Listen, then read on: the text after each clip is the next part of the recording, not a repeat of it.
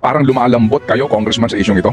Na wag na ho kayong ang camera po ay wag nang pumasok pa sa issue po ng impeachment ng Vice Presidente. Kaya tila ho, ngayon po sa amin po ditong social media pages, sinasabi ng iba, ang reaksyon ay parang lumalambot kayo, Congressman, sa isyong ito? Wala naman po kinalaman to. In fact, hindi naman po namin nakalakay po to. Kaya lang, yun nga lang po yung sinasabi nilang concern nila. Dahil kung ito po ibubuksan na sa Committee on Justice, so ito. Tunay na balita, walang kinakampiyan, sumasalamin sa katotohanan lamang. Hoy, magandang araw sa inyong lahat. Today is December 10, araw ng Martes dito sa Pilipinas. Shoutout nga pala sa lahat ng mga viewers natin, syempre dito sa Joe Malone TV. Tunay na balita, walang kinakampihan, sumasalamin sa katotohanan lamang. Di ba? Shoutout sa lahat ng mga major sponsors natin, sa lahat ng mga viewers natin abroad, Iskonyan Solid, at pati na rin sa mga Duterte, yung mga DDS na mga viewers natin kung saan lupalop man kayo naroroon at nadunood dito sa ating programa. Syempre, shoutout sa inyong lahat. Luzon, Visayas, Mindanao, dito sa Pilipinas, syempre, solid Iskonyan at pati na rin yung mga solid Duterte fans at supporters natin. Maraming salamat ha. At sa pagpatuloy na pagsuporta nyo sa Joe Malone TV. Papakilala lang ako si Joe Malone TV o Jom. At ang channel natin ito, reaction video, reaction vlog. At lumalabas din tayo paminsan-minsan para sa feed, lalo-lalo na kung may mga issue sa kakalsadahan tulad ng rally, mga welga, sunog, mga ganon. Survey, we also conducted the survey, lalo-lalo na next year, mag-i-start na tayo sa survey natin kasi mas more on kalsada naman. Hati. May kakaroon tayo ng reaction, syempre, hindi mawawala itong reaction natin kasi naniniwala ako pagka mga video vlog medyo parang parang one way, di ba? Parang one way na tatanungin ko sila, sino presidente mo, sino mayor mo sa darating na eleksyon, bla bla bla bla. Unlike dito sa reaction video, makakapag-react tayo, di ba? Makakapag-react tayo and at the same time may explain natin sa inyo thoroughly kung ano yung mga kaganapan. Kasi minsan sa labas, survey, ang hirap mag-explain kasi kakain ng time consuming di ba? Time consuming yon, kaya medyo mabilisan lang, kumbaga mabilisan na content. Pero huwag kayong mag-alala, magkakaroon tayo ng survey sa presidential at pati na rin sa mayoral election sa 2025. Shoutout sa lahat para doon sa mga gustong mag-share ng blessing at gustong kulayan yung ating comment section dyan.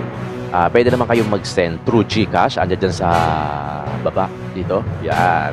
Tapos syempre sa mga major sponsors natin dito sa taas. Dito pala yung GCash. Andito yung mga major sponsors natin. Ay, dito, major sponsors. Maraming salamat sa inyo. Thank you. Siyang palakpakan muna dyan. Eto na.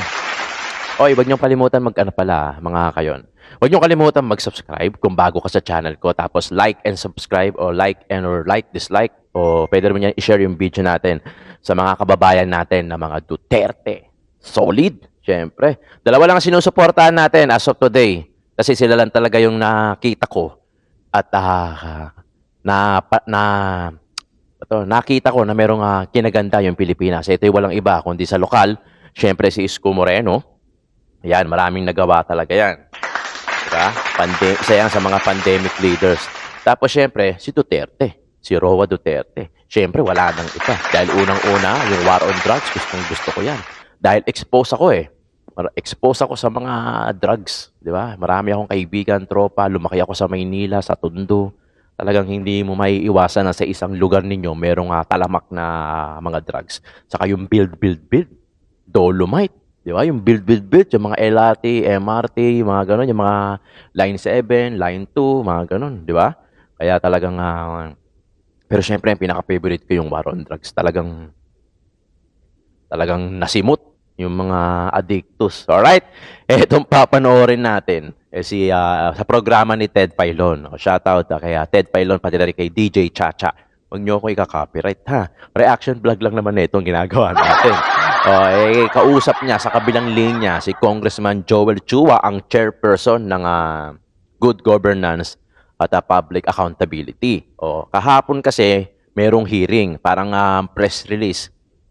Parang umikot sa social media na yun nga daw yung last na hearing patungkol sa confidential funds. Pero ang sabi ni Congressman Joel Chua, wrap up lang daw yung ginawa nila. So probably masusundan pa pero baka next year na kasi nga magbabakasyon na sila sa December 20. Eh, parang 10 days ago na lang. Eh, ang dami pa nangyayari sa Kongreso. Ang daming hearing na ginagawa. 'Di ba? Kaya parang hindi na sila aabot. Tapos, sinabihan pa nga ni Ted Filon, according if I may quote, na nanlalambot na daw. Si Congressman Joel Chua. Okay, panoorin natin kasi parang merong hinuhuli si Ted Filon dito. Panoorin natin, wag na natin patagalin, alright? May pinakantapay sa ating linya kay Congressman Joel Chua ng House Committee on Good Government and Public Accountability. Ito po ay importanteng panayam para ho natin maintindihan itong isyong ito kung bakit daw po nila sasarhan na ang investigasyon ng kanyang komite dito po sa usapin po ng confidential fund ng tanggapan ng Vice Presidente at maging ng siya po ang kalihim pa ng kagawaran ng edukasyon. Magandang Yan. umaga po, Congressman Joel. Magandang umaga, DJ and Manuted at Opo. sa lahat ng inyong mga tagapakinig. Opo, Congressman, nabalitaan po namin na ito pong hearing ninyo today ng Good Government Committee ay huling hearing na lang at wala na kayo inimbitahan pang mga resource persons? Yung hearing po ngayon ay year-end update po sa ating mga kababayan. Pero unfortunately, hindi ito yung magiging huling hearing dahil may mga kasama po tayo na kapila dahil may mga iba pa po silang issue na nais na linawin. Okay, so hindi may issue po pa. accurate ang laman ngayon ng mga pahayagan at ilang pong mga nagbabalita na last hearing na ngayon ng Good Government Committee dito po sa usapin po ng confidential fund ni VP Sara.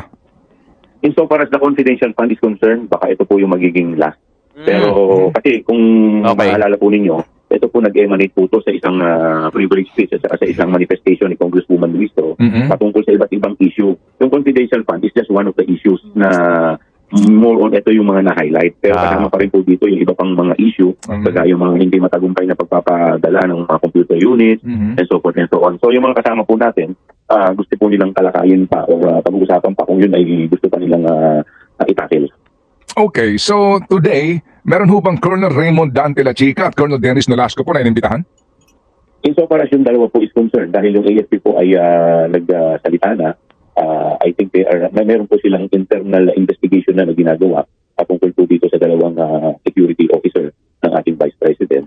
So, ang suggestion po ng mga kasama po natin, mas maganda ibigay na ito sa pamahalaan ng AFP. Dahil sa kanila pong paniniwala, mas matutugunan po nito yung concern po o yung issue po pagdating po dito.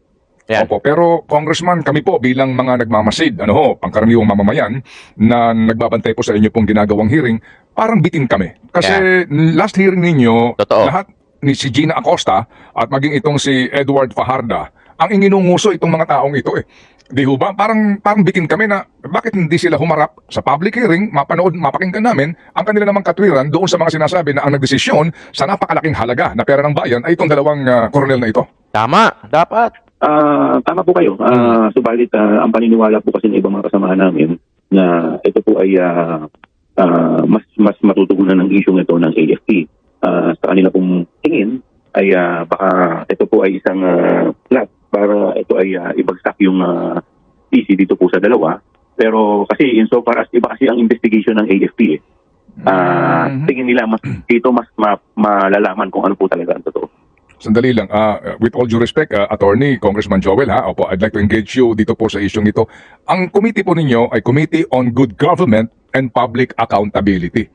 Wala namang sinasabi dito na kapag ang involved coronel, na hindi na dapat tanungin pa sila kung saan napunta yung pera, di ba? At bakit ang mga liquidation po ay gumamit ng mga sinasabing fictitious na mga tao.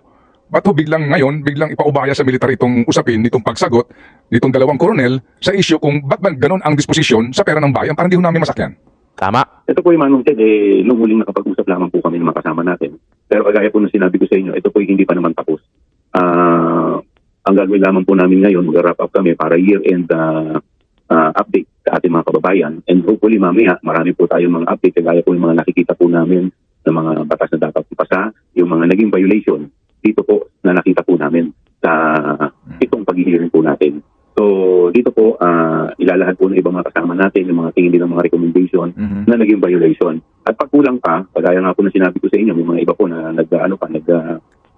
gusto pa na masundan pa itong mga hearing, yun po ay gagawin po sa mga susunod na araw.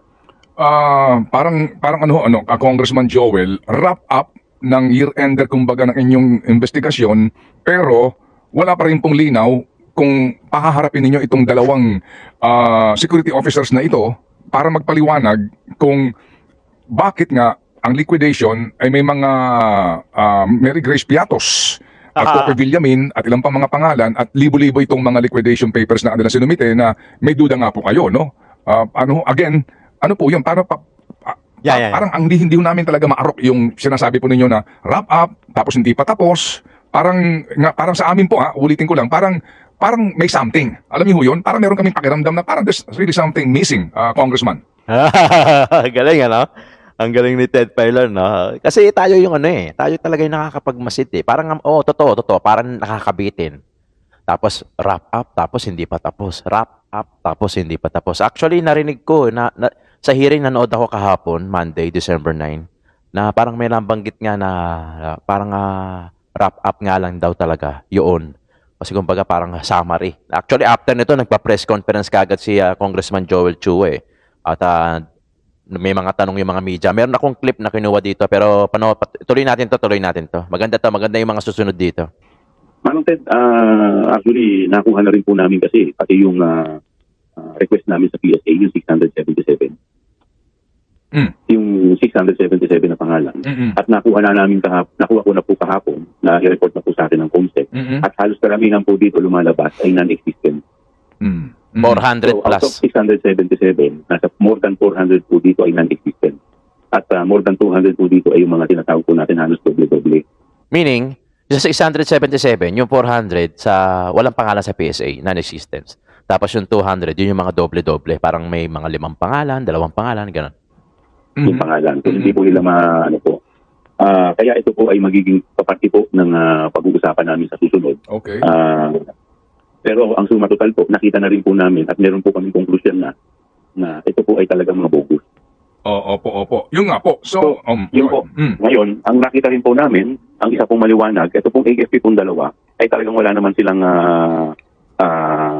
ang tawag dito, parang wala naman sila talagang authority para sila talaga ay mag-conduct mag-disperse ng ganitong kalaking pondo.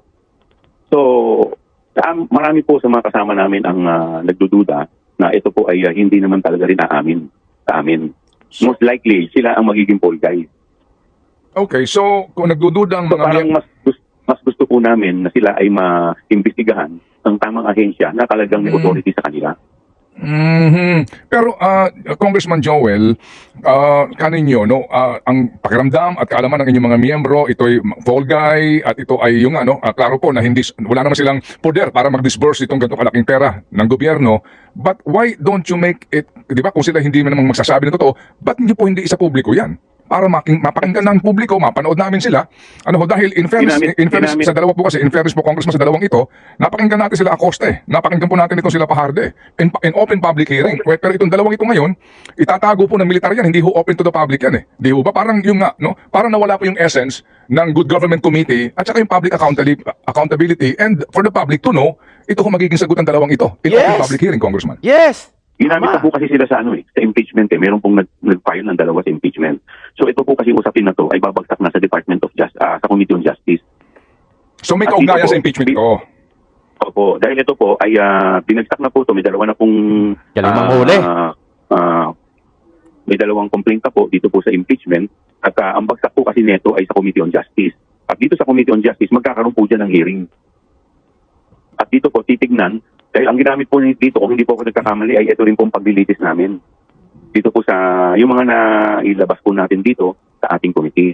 At dito po, bibigyan sila lahat ng opportunity para sumagot at magkakaroon po sila ng hearing. Opo. Kaya mas minabuti po namin na ito po yung tamang committee para dito ay buksan lahat yan dahil mabigyan sila ng opportunity na sumagot. So at the end of the day, sa bandang dulo, may kaugnayan itong desisyon nyo sa impeachment ni VP Sara. Yun po yung conclusion. Okay, sige. So, impeachment ni VP Sara, Congressman Joel. Pero hindi ho ba totally separate yung Committee on Justice hearing? Hindi pa nga ho tayo sigurado kung magpapatawag ba sila ng hearing kasi hindi pa nga nare-refer sa committee. Wala pa nga po wala pa nga pong referral from the House Speaker sa Committee on Rules. So hindi ho ba that's entirely a different matter? Kasi Yes. Committee on Good Government, kayo po, maaari kayong magpatuloy lang on your own At kung gagamitin pa rin yan sa impeachment, I mean, hindi ho naman labag yun sa panuntunan po ninyo. As a Correct. matter of fact, Yeah. makakatulong kayo sa bayan sa paglalahad po ng katotohanan sa isyong ito, di ho ba? That's an entirely separate committee and separate distinct function of different committees, Congressman. Pero yun po kasi ang napagdesisyonan ng mga miyembro at although naiintindihan ko naman po yung inyong concern at yung inyo pong sinasabi, pero yun po kasi yung napagdesisyonan ng mga kasama po natin dito po sa committee. Anyway, ito po ay hindi pa naman po kagaya po ng sinabi ko, ito po ay year-end wrap-up lamang po. Kumbaga, isa-summarize lamang po muna namin yung mga nangyari po nitong pitong hearing at and at the same time, ibibigay din po namin kung ano po yung mga nakita namin na naging violation. Opo. Eto. May kaugnayan kaya ito sa public statement ng Presidente na wag na ho kayong ang Kamara po ay wag nang pumasok pa sa issue po ng impeachment ng Vice Presidente. Kaya tila ho, ngayon po sa amin po ditong social media pages, sinasabi ng iba, ang reaksyon ay parang lumalambot kayo, Congressman, sa isyong ito. Wala naman po kinalaman to. In fact, hindi naman po namin nakalakay po to. Kaya lang, yun nga lang po yung sinasabi nilang concern nila. Dahil kung ito po ibubuksan na sa Committee on Justice, so ito rin yung mga gagamitin na argumento dito po sa isinampa po labang kay VP Sara. Opo, ito po sabi nga dito ng iba na kung ang bala nito pong particularly itong second complaint, impeachment complaint lamang kay VP Sara ay ang committee hearings ninyo, ito po'y dagdag na bala nga sana sa kanila para palakasin po ang kanilang kaso at hindi na ho tatagal masyado sa hearing ng Committee on Justice. Kumbaga ayaw nyo na ho magdagdag pa ng bala. Hindi naman po. Mamaya po makikita po ninyo kung kung malambot po ang committee, mamaya naman po. Kung ano po yung magiging summarize po namin mamaya. Ayun, okay, sige po. So, Congressman Joe, kayo ho ba'y miyembro din po ng Committee on Justice, Congressman? Hindi po hindi po ako miyembro ng Committee on Justice. Opo. Sige po. Sige. So, maliban na lang kung may tanong ka siya. Congressman, maiba lang po ako. Ngayon po kasi meron pong artikulo dito po sa Daily Tribune at meron silang inilathala dito na sulat ng mga rank and file employees sa Bureau of Customs, no? May mga aligasyon dito ng umano ay pangungutong sa kanila ng ilang opisyal ng Customs sa usapin po lamang ng pag-file ho ng leave of absence, mga travel sa abroad, etc. Pati ho daw yung mga posisyon kapag may mga promotion. Dito po nakalagay, copy furnish po ang House of Representatives. Nakakuha na ho ba kayo ng kopya ho nitong sulat na ito? Kasi po ang inyong committee, I think, ang appropriate po dito na komite.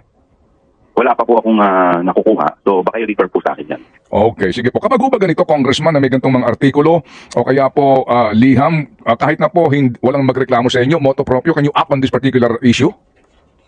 So pwede po natin aktuhan.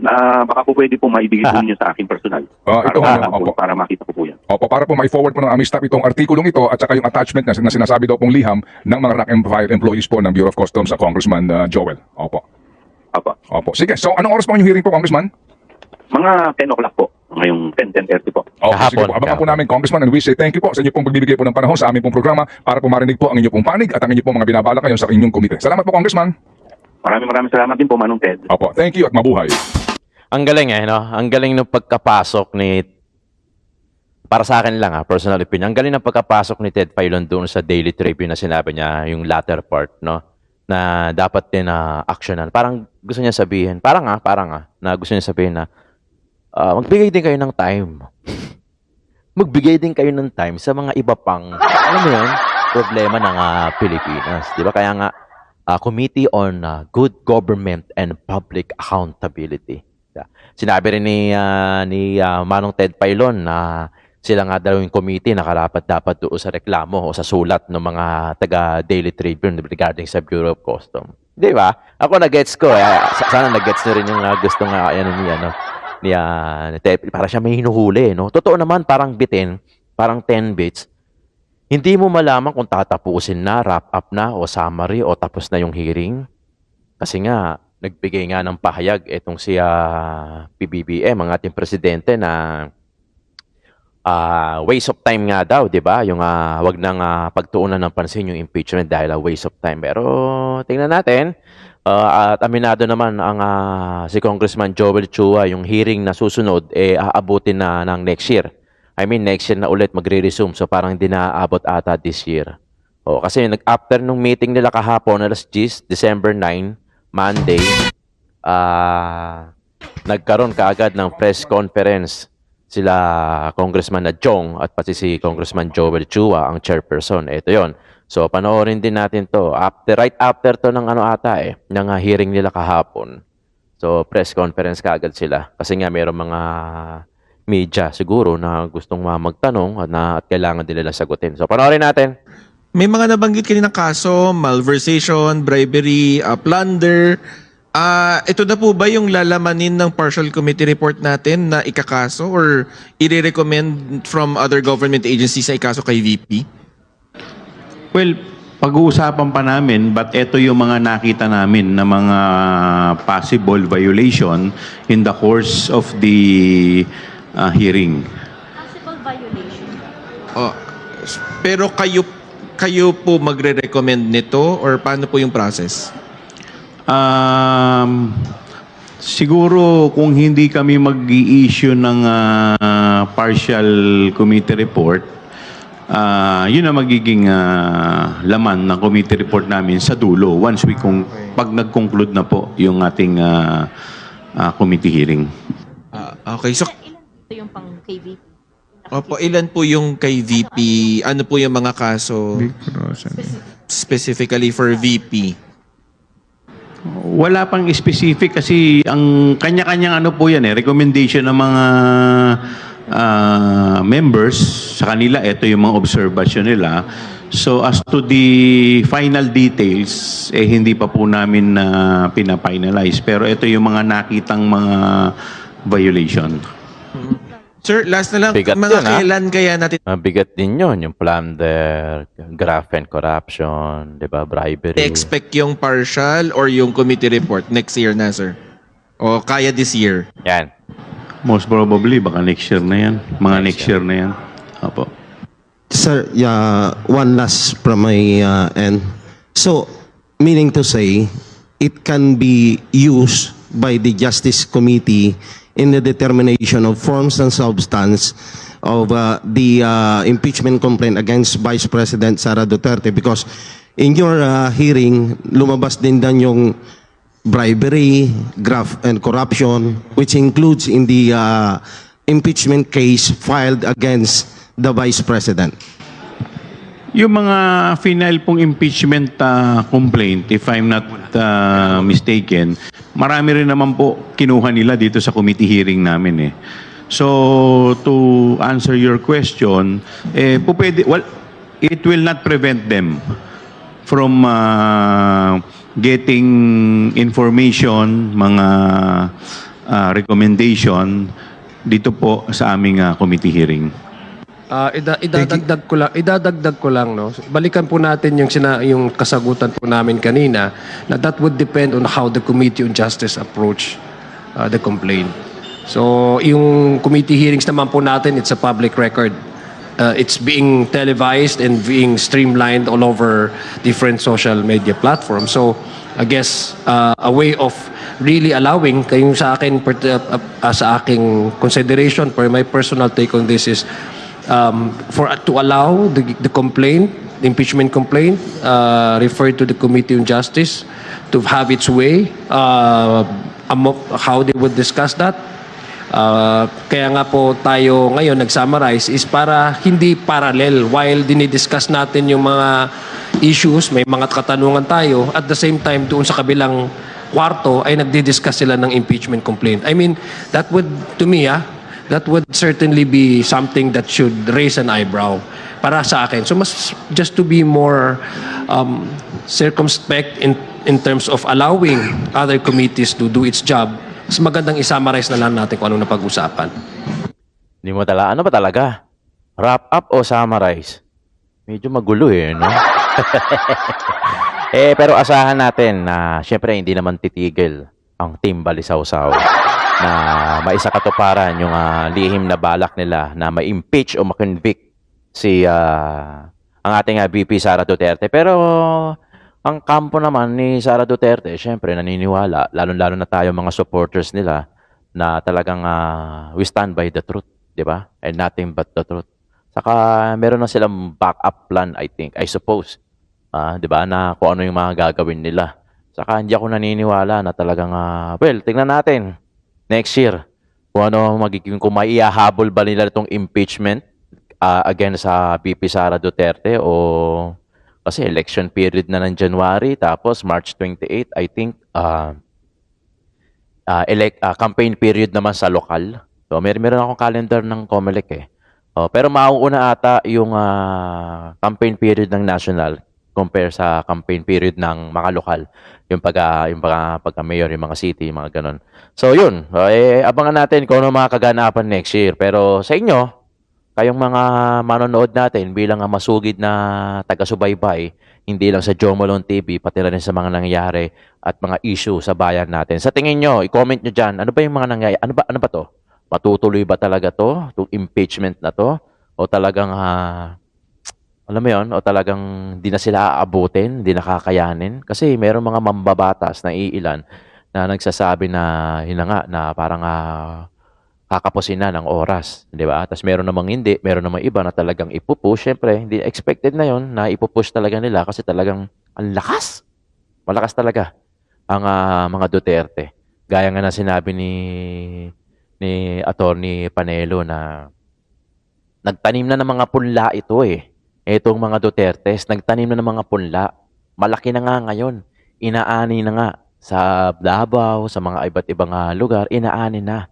No? Kaya talagang parang ang hirap na nilang, mahirap na talaga silang sirain.